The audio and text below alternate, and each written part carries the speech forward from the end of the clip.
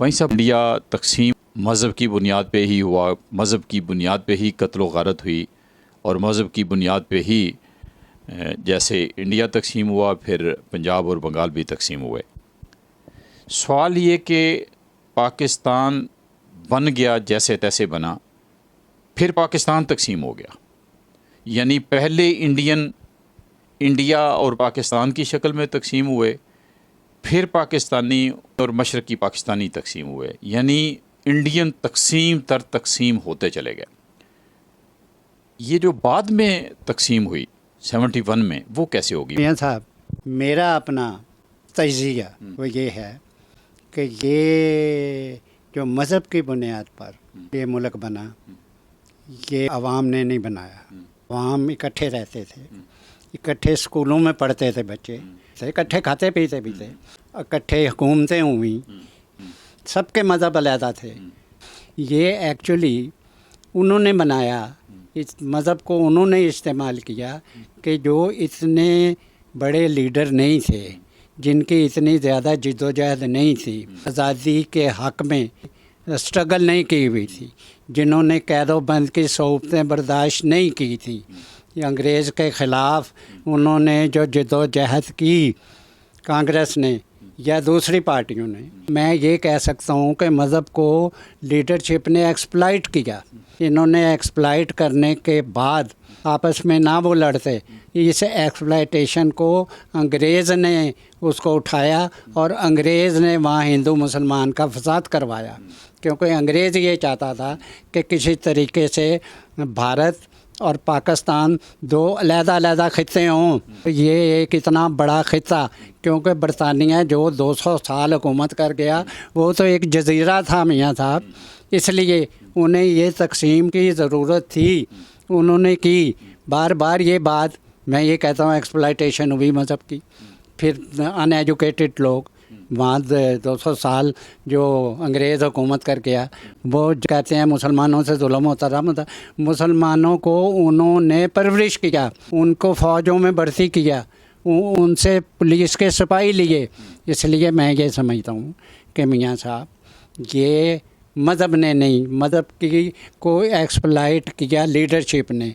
उस एक्सप्लॉइटेशन के नतीजे में पाकिस्तान बन गया। पाकिस्तान बनने के बाद मियाँ साहब आपने ये कहा कि फिर पाकिस्तान क्यों तकसीम हो गया, आपको फिर ये समझ आ जाना चाहिए कि मज़हब किसी मुल्क को इकट्ठा नहीं रख सकता, क्योंकि मशरक़ी पाकिस्तान जो अलहदा हुआ, बांग्लादेश बना, वो मुसलमान थे, लेकिन उनको जो अपने हकूक़, असल बात बेसिक राइट्स हैं मियाँ साहब, उनको अपने हकूक़ चाहिए थे, उनको अपनी रोटी चाहिए थी, रोटी जो कि हमारे मगरबी पाकिस्तान वाले उन्हें नहीं देते थे। उन्होंने फिर आपको ये बात साबित कर दी कि भाई मज़हब खाली ये एक नहीं है चीज़ जो मुल्कों को इकट्ठा रख सके। सवाल ये है कि तकसीम कर दी, तकसीम हो गई, इस वक्त क्या आप समझते हैं अमेरिका, बरतानिया, यूरोप या कोई दूसरा मुल्क वो रुकावट है कि इंडिया और पाकिस्तान के तल्लुकात बेहतर हों? इस वक्त पाकिस्तान और इंडिया के दरमियान क्या रुकावट है? अगर लोगों ने तकसीम को एक्सेप्ट नहीं किया, अंग्रेज़ों ने तकसीम की, अंग्रेज़ों के एजेंटों ने तकसीम की, तो अब क्या रुकावट है? अब ये लोग मिल क्यों नहीं सकते? मिलना तो दूर की बात है कि ये आपस में तजारत तक भी नहीं कर सकते, इसकी क्या वजह? मियाँ साहब आपका सवाल कि अब क्या रुकावट है कि हम दुबई के थ्रू तजारत करते हैं, क्यों नहीं हिंदुस्तान से तजारत करते जबकि बॉर्डर इकट्ठे हैं? इसलिए मैं ये समझता हूँ कि आपने ये सवाल किया कि अब कौन नहीं होने दे रहा, ये मैं बताता हूँ कौन नहीं होने दे रहा। ये एस्टेब्लिशमेंट नहीं होने दे रही कि भारत और हम इकट्ठे हो जाएं। इकट्ठे मीन मैं ये नहीं कह रहा कि मर्ज कर जाएं, मेरा मतलब इकट्ठे मीन तजारत करें, लोग एक दूसरे को मिलें। यहाँ महाजर इतना आया है, उनकी रिश्तेदारियाँ सारी हिंदुस्तान में हैं, ये आपस में मिलें, वीज़े लें एक दूसरे को। एस्टेब्लिशमेंट रुकावट है, यहाँ का ताजर रुकावट है, क्योंकि जो चीज़ भारत से यहाँ पर 100 रुपये की आएगी, ये 500 की बेच रहा है, 1000 की बेच रहा है। तीसरी रुकावट जो है यहाँ का पॉलिटिशियन है, वो पॉलिटिशियन कि जिसकी इतनी हैसियत नहीं, जिसको आप सियासतदान कह नहीं सकते, ना उसे जमहूरियत का पता है, ना उसे सूबाई खुद मुख्तारी का पता है। वो लोग जो 18वीं तरमीम के ख़िलाफ़ हैं वो रुकावट हैं। जुडिशरी है, ये भी नहीं चाहती कि आप किसी तरीके से, क्योंकि हिंदुस्तान में वहाँ की अदालतें इंसाफ करती हैं और ये इनके जजेस, इनके बेटे, इनके रिश्तेदार ये हाकिम वक़्त के मुलाज़म होते हैं। अगर ये रुकावटें आप बीच में से ख़त्म कर दें तो यहाँ के अवाम, पाकिस्तान के अवाम और भारत के अवाम ये आपस में ना नफ़रत करते हैं, ना लड़ना चाहते हैं। एस्टेब्लिशमेंट, जुडिशरी, जागीरदार, ताजर, आपने एक हलके का जिक्र नहीं किया जो बहुत मौसर है, वो मौलवी हज़रात हैं। हाँ। ये सब लोग, क्या आप नहीं समझते कि इन लोगों ने आम जनरल पब्लिक को मिसलीड भी किया है तालीमी निज़ाम के ज़रिए, मीडिया के ज़रिए और जो भी ज़राए मुमकिन तौर पे हो सकते थे, जिसके नतीजे में आवाम के अंदर वो दोस्ती, मोहब्बत, भाईचारे का जज्बा जो होना चाहिए था इंडिया के हवाले से, इंडियन लोगों के हवाले से, वो भी आम लोगों में देखने में नहीं आता। मियाँ साहब, जब इस मुल्क से ये रुकावटें, मियाँ साहब बहुत बड़ी रुकावटें हैं ये, कि अगर यहाँ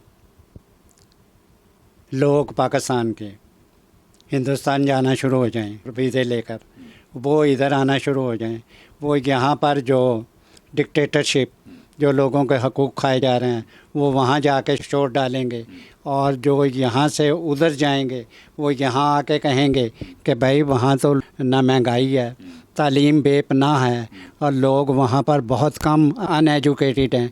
इवन ये हालत हो गई है मियाँ साहब कि सारी दुनिया में आईटी में हिंदुस्तान सबसे आगे है, तालीम में सबसे आगे है। अब मैं गीत गाना नहीं चाहता, वो चांद तक वो पहुंच गए। अब उनमें गुर्बत 16% रह गई सारे इंडिया में, मेरा मतलब, और देहातों में उन्होंने बेपनाह काम कर लिया, बेपनाह तरक्की दी। इसलिए मैं समझता हूँ कि ये रुकावटें इसलिए हैं ये कि अगर आना जाना शुरू हो गया तो एक दूसरे का पता चलेगा। यहाँ की बैकवर्डनेस पाकिस्तान की, अनएजुकेटेड लोगों की, यहाँ पर लोगों की बुरी हालत की, उन्हें शहादत मिलेगी और ये जाएंगे तो वहाँ उनकी तरक्की, उनकी तालीम, उनकी इंसानियत, उनको हकूक़, ये सारे देख के आएंगे और ये आके कहेंगे कि ये जागीरदार जो हमें कहता है फ़लाँ को वोट दो और नहीं दोगे तो मैं तुम्हें गांव से निकाल दूंगा। तो वहाँ पर तो कोई जागीरदार नहीं है, लोग अपनी मर्ज़ी से वोट देते हैं। इसलिए वहाँ से जब लोग आएंगे तो यहाँ पर जमहूरियत आएगी, यहाँ जेन्युइन सियासी पार्टियाँ बनेंगी। तो मैं ये आखिर में बात आपको बताऊँ कि ये ताकतें जो रुकावट हैं, ये ताकतें ऐसे नहीं रहनी। अवाम जो फ़ैसला करें अल्टीमेटली वही होता है।